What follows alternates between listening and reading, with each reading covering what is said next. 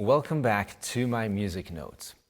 In the past presentations, we made the distinction between combinations of tones that are stable, where the tones are grouped in such a way to enjoy each other's company, and other combinations where the tones seem to rub each other the wrong way, so to speak. And now we shall take a closer look at the role of these dissonant combinations of tones. And don't fret, this is not going to be about dissonant, harsh music at all. Rather, I'd like you to hear how much dissonance there actually is in some of the music that you would consider to be most pleasant. But instead of talking about dissonances, I first want you to simply experience for yourself the different sensation of consonance and dissonance. And so for that, as you watch this, I'd like to invite you to simply hum a steady tone here, like this. And if there are people around you, invite them to join you. It'll be even more fun. So you just hum continuously. And I'll be playing some harmonies. And when you run out of air, just take a new breath and join back in. Now, as you do this, try to pay attention to the sound that you are humming and to the sounds of the piano at the same time. So let's give it a try. So just here.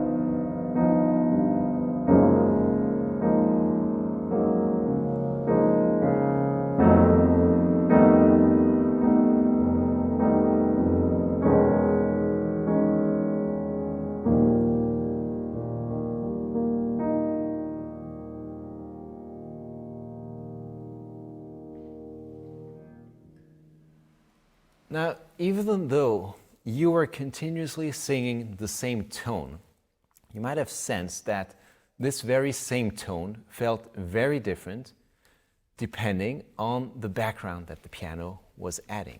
Specifically, what was changing was whether your note acted in harmony with the accompaniment of the piano or whether it acted as a dissonance.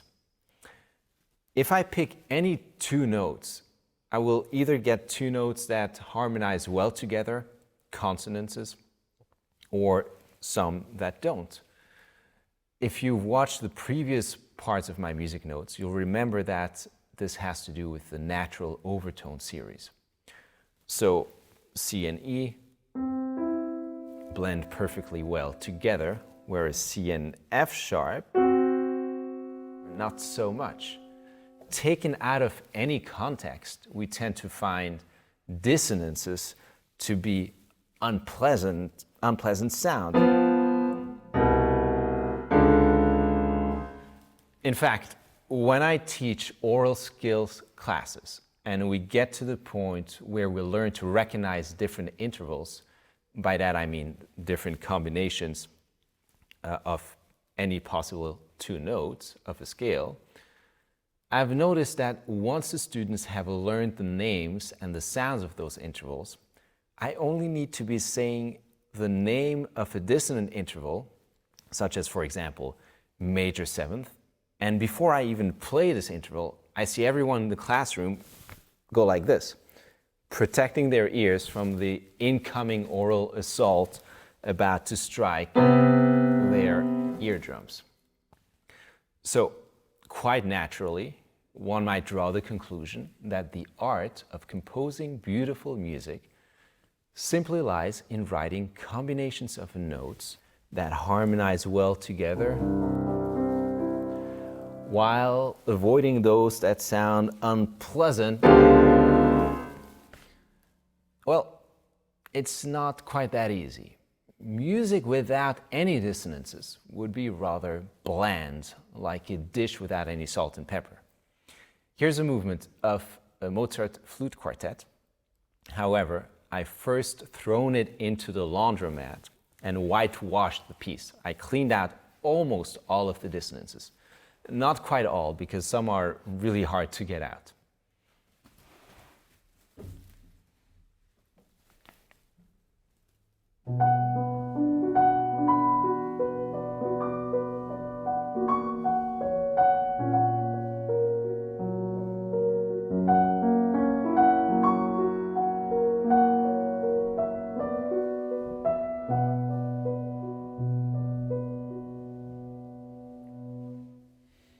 Quite beautiful, nothing wrong here.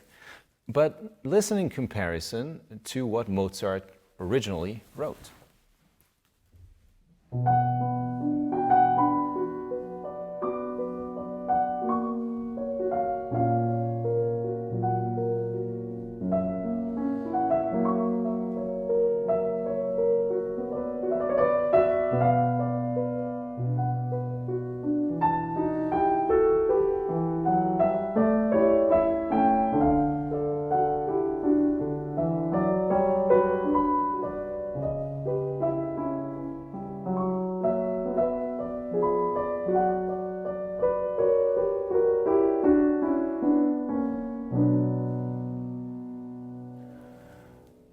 You can hear that the melody, which would be played by the flute here, ends up on quite many wrong notes. And I mean really, really wrong notes.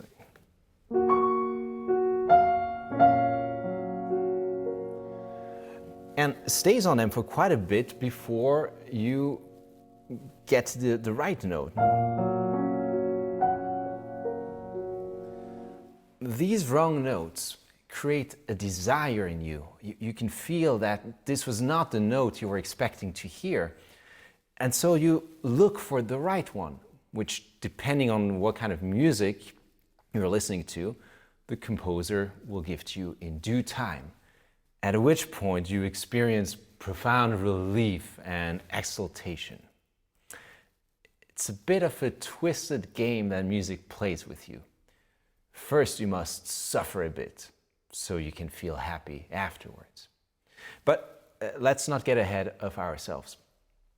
In an attempt to create a biography of dissonance, let's follow the fictitious story of an imaginary composer who starts out exactly with this simple assumption that a good composer simply combines notes that harmonize well together and avoids the ones that don't. So our composer's maxim is, write beautiful sounds and avoid sounds that do not sound pleasant. One day, inspiration strikes our composer, and he comes up with a simple melody that goes like this.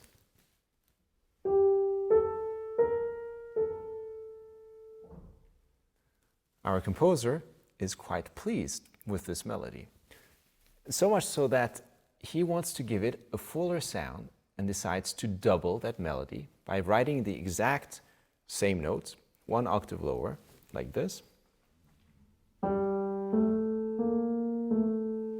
And we now have what's called a monophony, two voices, one high, one low, playing the exact same thing.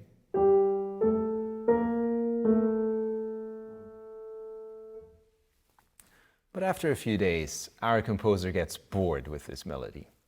And here, inspiration strikes again. Why not write a different melody in the lower voice? But of course, a melody which also works in combination with the original melody. And so, our composer sits down and takes his original melody,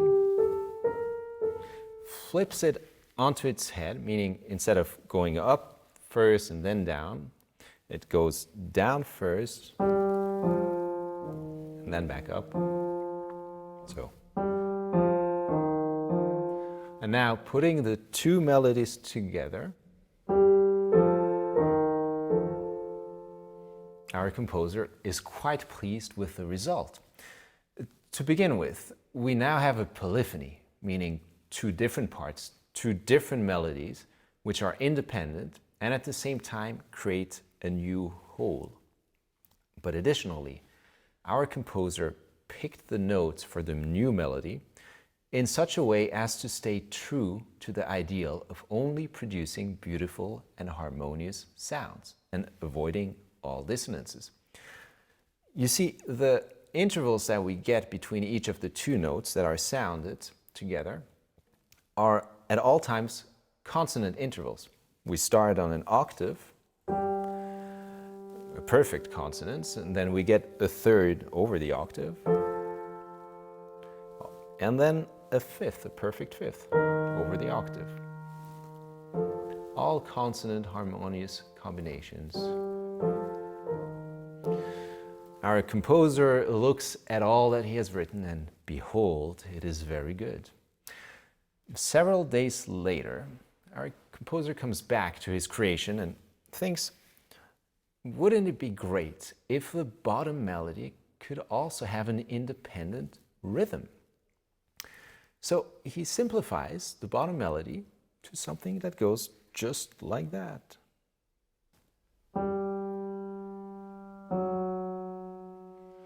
And how does this work together with the original melody?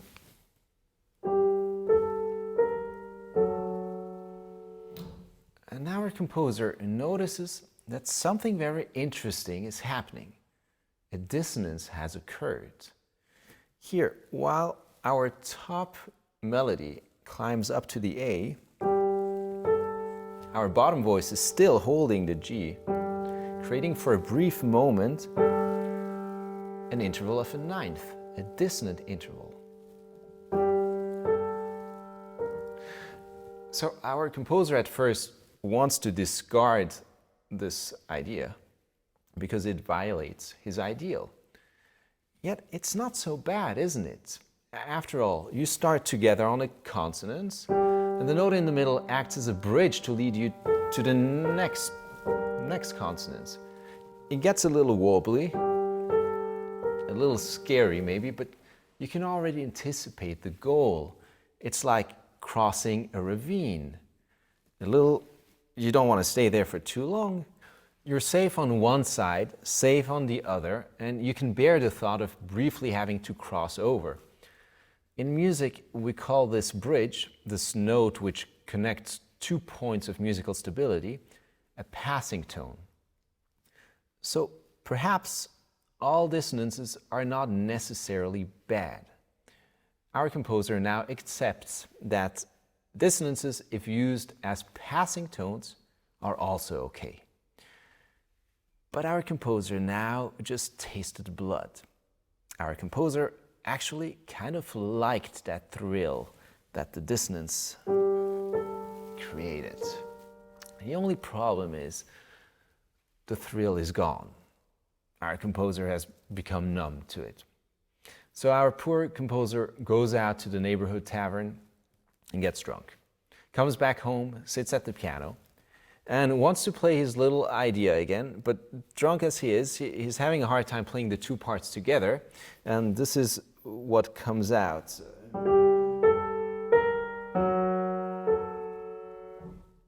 Immediately, our composer is fully sober again. He's heard a new dissonance and a delightful one. And our composer goes to bed, feeling the air of new planets.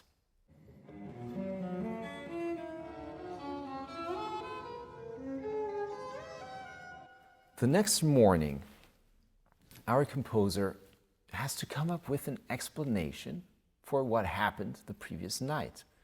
And he justifies it this way. It's not the B-flat's fault.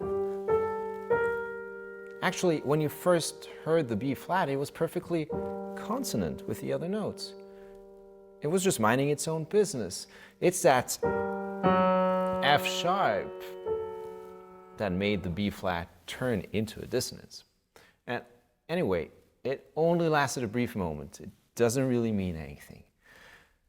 But explain away what you will. Deep down, our composer knows that he betrayed his lofty ideals of staying away from dissonance. And seeing that all hope for salvation is lost, our composer now doesn't even hide the dissonance. He even makes sure that you hear it.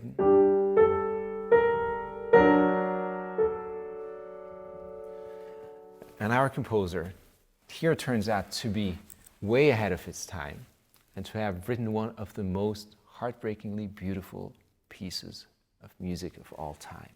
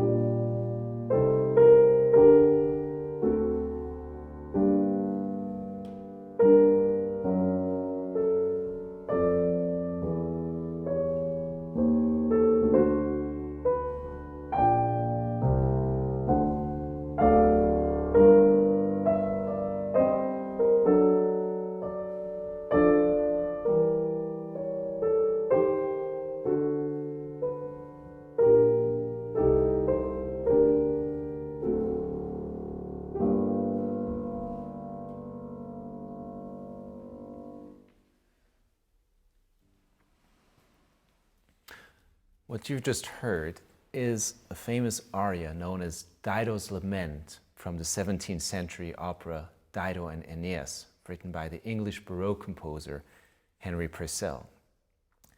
Not only is it a remarkably heartbreaking and moving piece of music, it is also a remarkably dissonant one. I mean, listen to this harmony.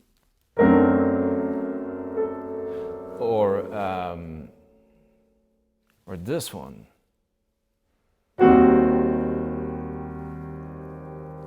The dissonances here are extremely prominent. In fact, as far as dissonances go, this piece is very much ahead of its own time. This aria is Dido's farewell song that she offers to our world before taking her own life. I think that in this aria, the gates to the underworld are being flung open, a shadow world in which dissonances take a more central role than harmonies. It is a decay of the order and balance that we strive for in this side of existence. And so Dido's descent to the underworld is also musically reflected here. All the voices in this piece are being pulled downwards. The bass is constantly descending. And similarly, all the dissonances are being resolved by a descending step motion.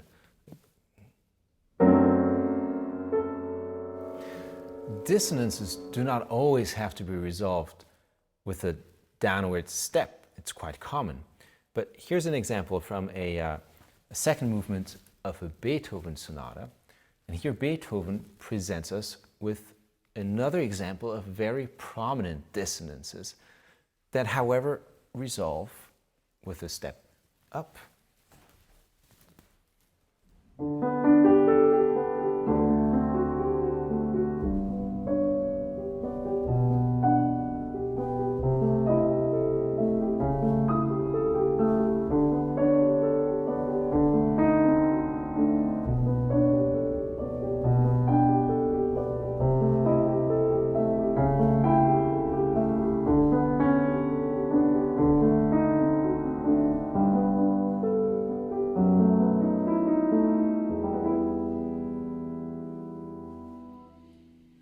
The effect you see is very different. The resolution of the dissonances create a sense of hope, of aspiration.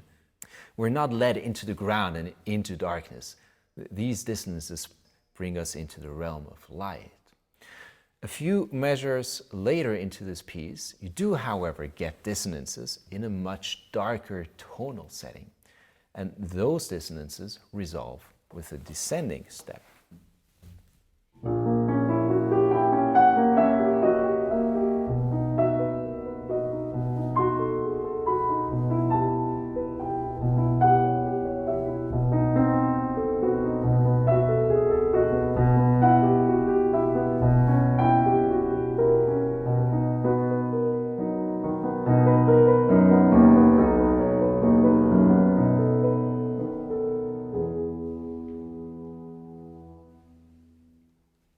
By now, you get a sense that dissonances are very powerful actors.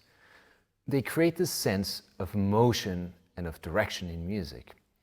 The dissonants create a momentary discomfort, and then at the composer's leisure, relief is being offered. How much discomfort and how much relief? Well, on this, different composers differ a lot, and some composers in particular liked to push the envelope and to experiment with how much salt they could rub into the wounds. In the excerpt that I just played before, Beethoven uses a few tricks there to even enhance the dissonances. You see, in the Baroque and early classical era, with some exceptions, most dissonances were still rather inconspicuous. You're more likely to even completely miss them.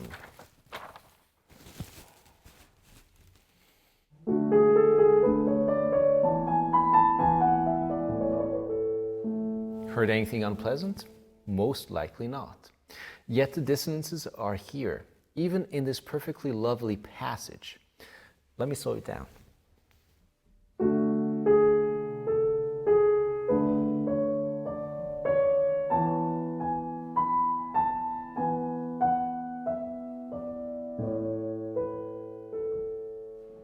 Do you notice that nearly every other note is completely dissonant with the harmony of the left hand, but they happen to be mainly in between the beats and resolve so quickly that no harm is done.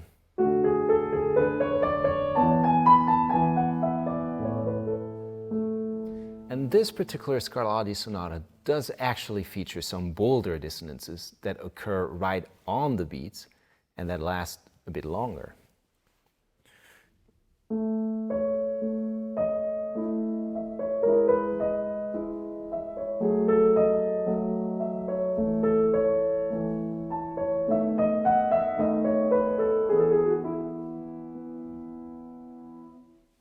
Still, most of them last no more than a 16th note, and also they usually act as a passing tone or a neighbor tone to a perfectly consonant main note.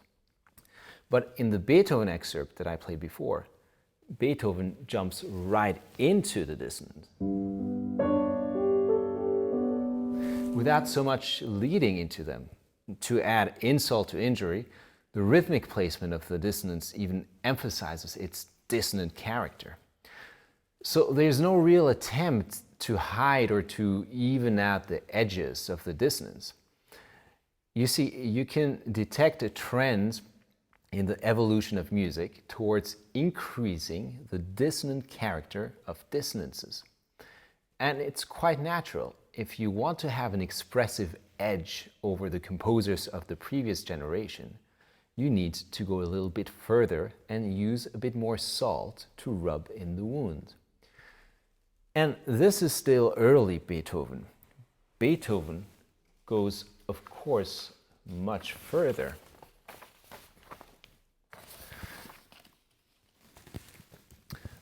One of my favorite moments of dissonance is in the Third Symphony, the Eroica. Towards the end of the exposition, Beethoven confronts you with the following.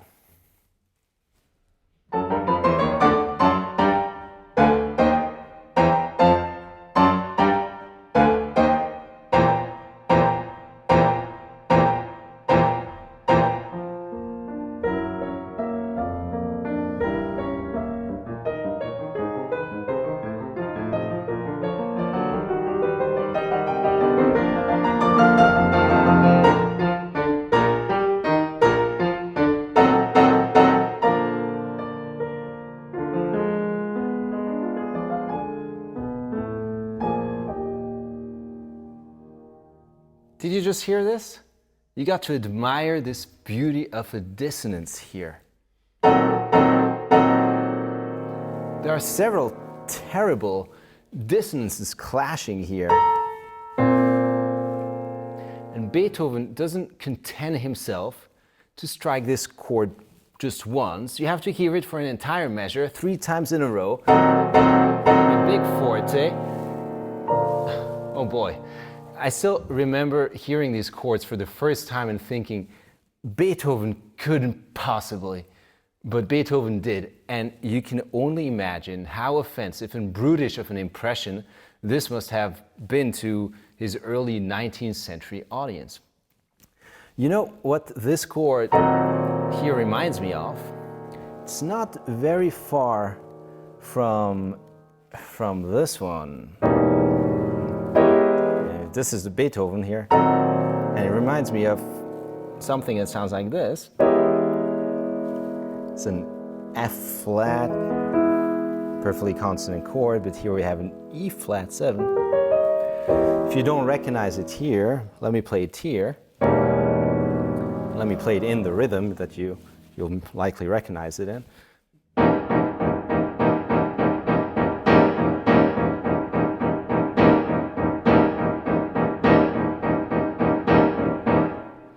Stravinsky, Sacre du Printemps, premiered 108 years after Beethoven's Third Symphony premiere.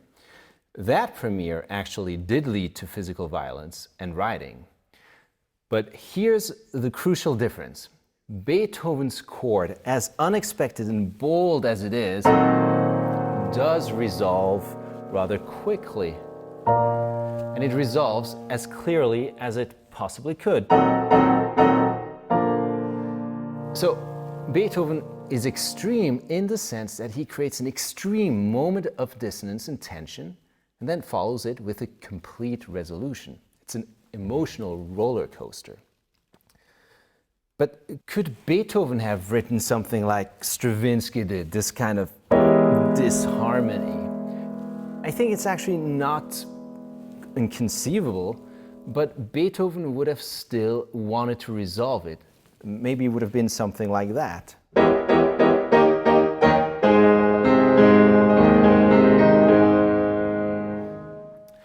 But in Stravinsky, where does this chord lead us to? Absolutely nowhere. It is just a big, brash, rhythmic, brutish sound. So you see that here, the dissonance isn't a means towards creating a sense of direction and a sense of motion in music. It is not used as a means to create a yearning for resolution and harmony. The purpose of the dissonance here seems to be the dissonance itself. How did we get here? How did we stray so far away from our initial starting point of composing mainly beautiful sounds, avoiding dissonances, except for the occasional passing dissonance to add a little spice, to this relentless use of dissonance without any concern? Well, let's for a moment go back to the Third Symphony of Beethoven, the Eroica. In the climax of the development section, all tonal hell breaks loose. However, I'll first just play you the individual harmonies as they change without the actual rhythmic context.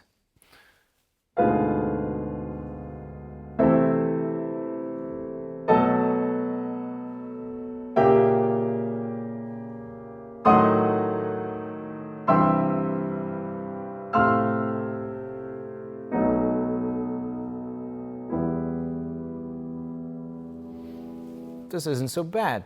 Some of those are quite dissonant, but harmonically there's nothing too unexpected. You still get a clear sense of dissonances raising the tension and then being resolved through the following harmony.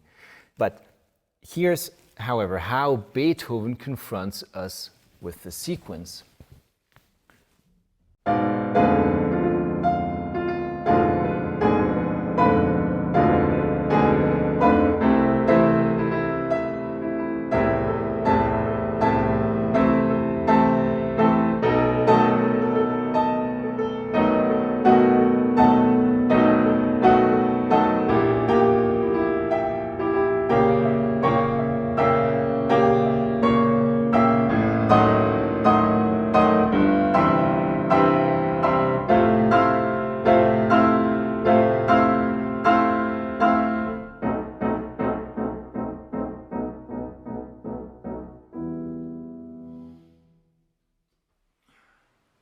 Each harmony is being stretched out and repeated for an excessive amount of time.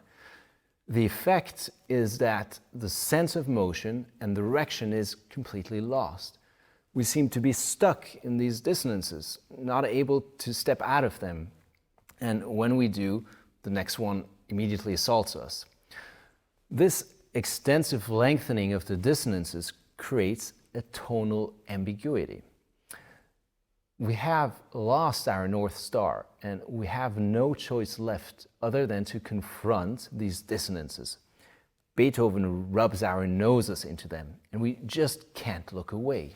If Beethoven occasionally included moments of tonal ambiguity in his music, at least where we start and where we end is crystal clear.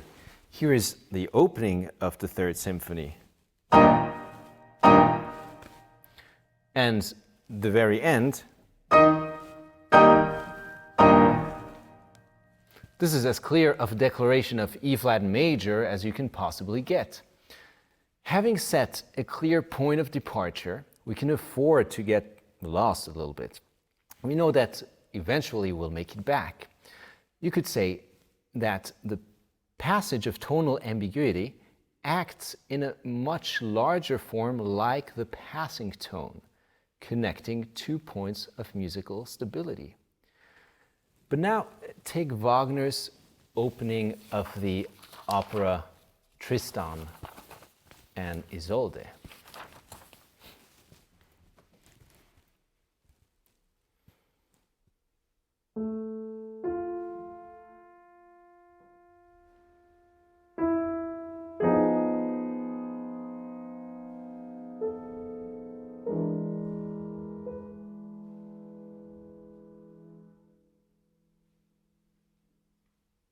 This is a different story. Where are we here? First, a very ambiguous opening motif. Then immediately a dissonant harmony which wants to resolve, but resolve where? To this harmony? This is still dissonant. We're still waiting for it to be resolved fully. So we wonder where this is going. Upon hearing this, traditionally schooled ears would have been waiting for an answer, for a harmonic resolution. It could have been this. There are a number of possibilities, but Wagner simply doesn't answer the question. Instead, he asks again.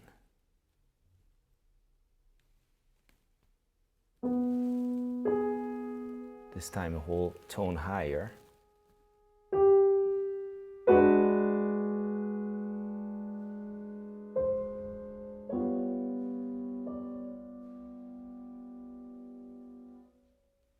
again.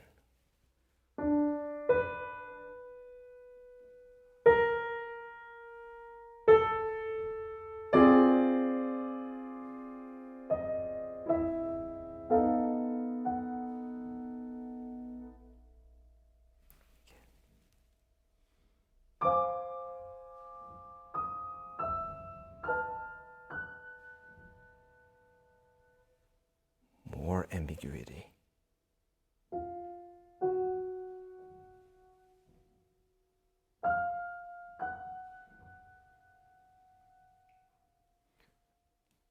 Of course, this is, after all, Tristan and Isolde, an opera about unexpected, tragic, and forbidden love.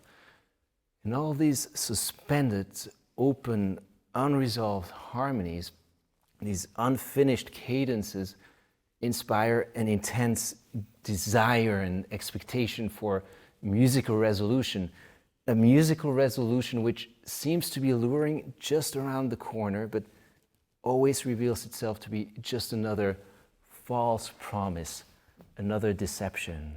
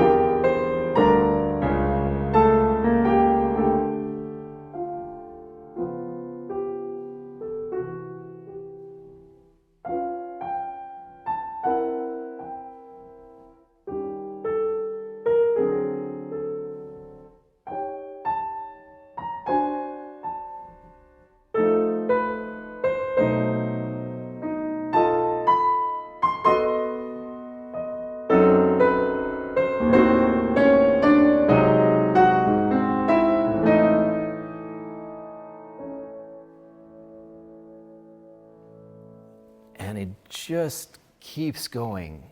So does it resolve somewhere? Do we get a final answer? We do nearly 4 hours later, at the very end of the opera, when Isolde dies. And musically, this is the conclusion we get. Remember that the first dissonant harmony we hear is this so-called Tristan chord. So at the end, at the very end of the opera,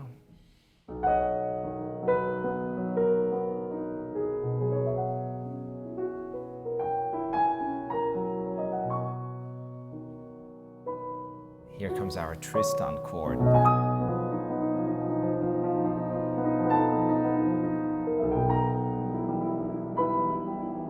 But now resolved.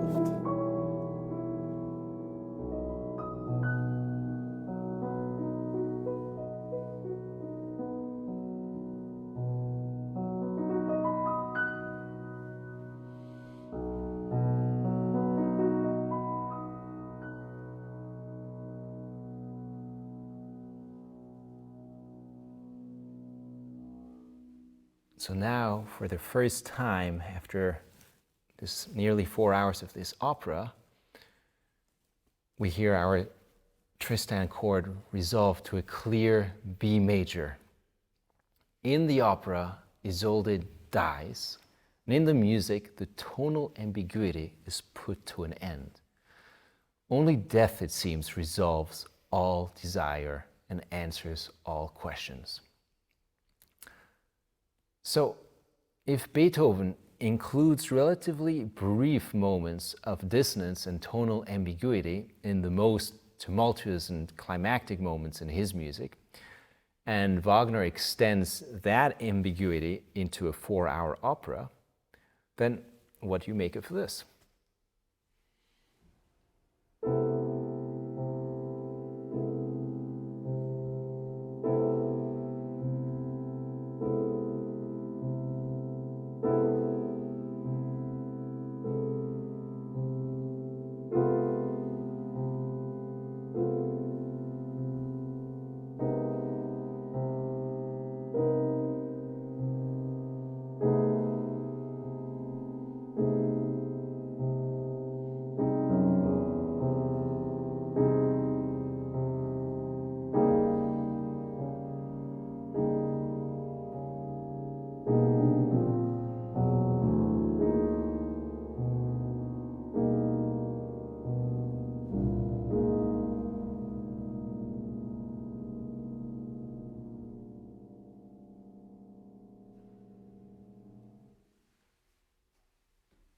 The beginning of Schönberg's third piece from his 5 orchestral pieces, Opus 16. Now, can you still speak of tonal ambiguity when all hopes of reaching any tonal shores have vanished? If Wagner continuously shifts through so many different keys that none of them particularly stand out and dominate the work, well then, Schönberg uses no key at all. If there is no key, then can we still speak of dissonance? Surely there's dissonance as far as the actual nature of the intervals, the relationship between individual notes, but we can't really speak of tonal dissonance in the sense of notes or harmonies being within a key or straying away from it. This completely changes the role of dissonance. In Beethoven, the dissonances created an explosive climax, the full orchestra playing fortissimo with accents on every chord, the rhythm is falling apart. But in Schönberg's Opus 16, the harmonies are light, pianissimo caresses. They don't sound like the final destination of a descent into chaos and disorder. This movement in Schönberg's orchestral pieces is titled Farben, German for colors. Colors. Schönberg is here inviting us to listen to the unique colors of these exotic sounds. The lengthening of the dissonant harmonies, the extended time that we get to spend with each of them, is not meant to be a confrontation or even a never-ending of unfulfilled desire. Rather, I think we're being invited to step into a foreign, a bizarre, and beautifully dissonant world. Arnold Schönberg later spoke of the emancipation of dissonance. Dissonance not as a vassal to consonance anymore, but dissonance as a citizen on equal footing. But if until now we found one of our main sources for pleasure in music precisely in the resolution of dissonances into consonances, well, how do we find pleasure in a kind of music where dissonances have been emancipated and where all notes are equal? Listen to the beginning of Schönberg's one of his first atonal composition, Opus 11, and this piece is written for piano.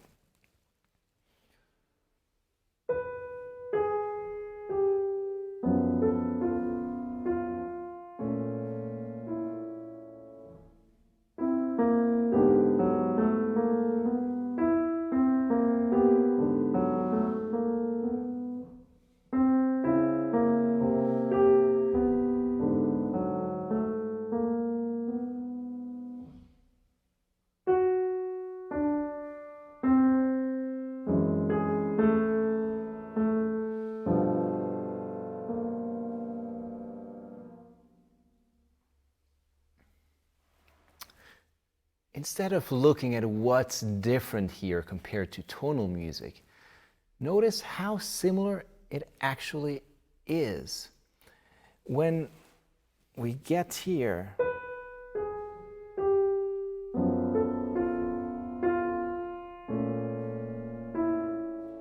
I still feel a sense of resolution.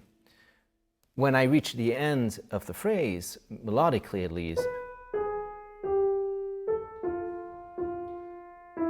melodically, this follows a kind of musical sensibility that we recognize, even though we find it in new clothing. This phrase, quote unquote, resolves with the descending step, just like in the Purcell opera.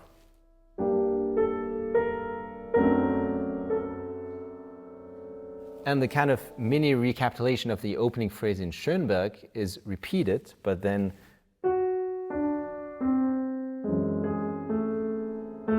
with an upward resolution, just like we heard in the Beethoven Sonata excerpt.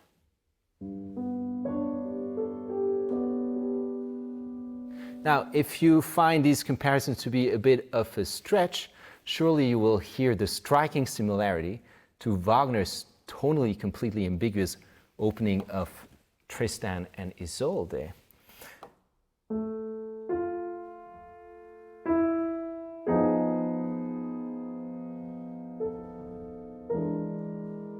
You could reply this, you could follow this with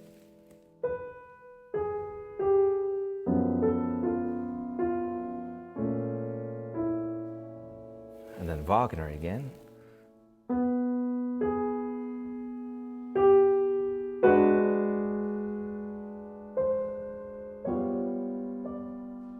And Schönberg.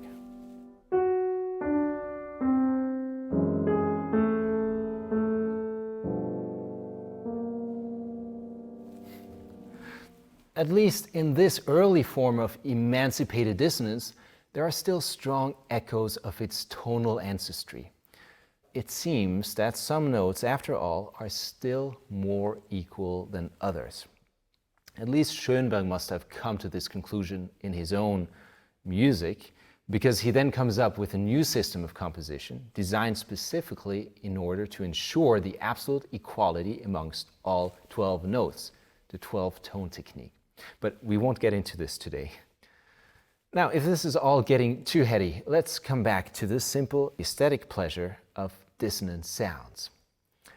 Already Brahms confessed to experiencing pleasure not from the resolution of dissonances, but simply from their sound. This is what he writes in a letter to Clara Schumann in 1893. The little piece is exceptionally melancholic, and to be played very slowly is not an understatement. Every bar and every note must sound like a ritardando, as if one wanted to suck melancholy out of each and every one lustily and with pleasure out of these very dissonances. Good Lord, this description will surely awaken your desire. Brahms is talking about his newly written intermezzo from Opus 119, which begins like this.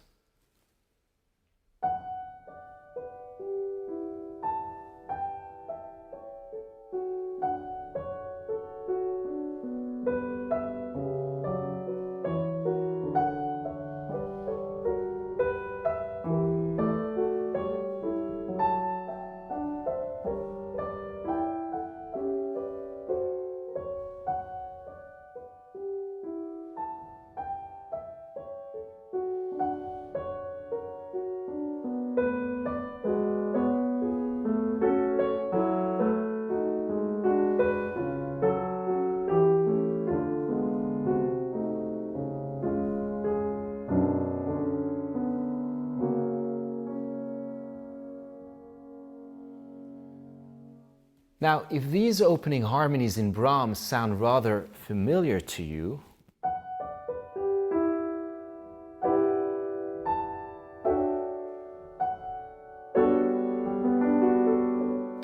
It is because from today's perspective, we associate this kind of harmony with jazz.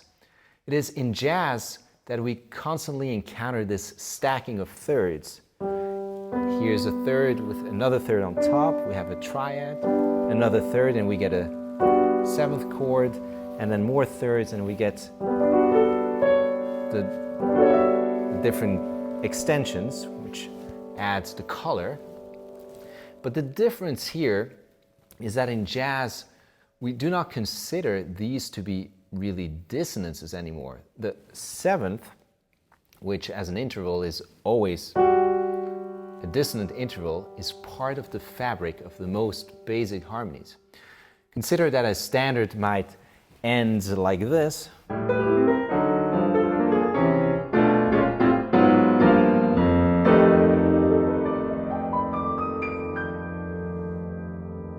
Or a lush ballad could end like this.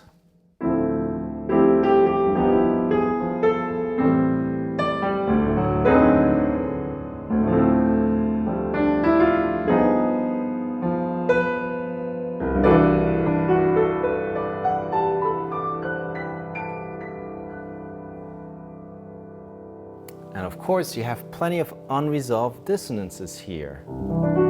In fact, if you were to resolve all of them, the jazz police would likely throw you in jail for it. Here, the dissonances have in fact become the new consonances in town and have truly made it into the mainstream, so much so that you might encounter them in waiting rooms, shopping malls, and elevators. To quote Duke Ellington, reportedly he said, "Hear that chord.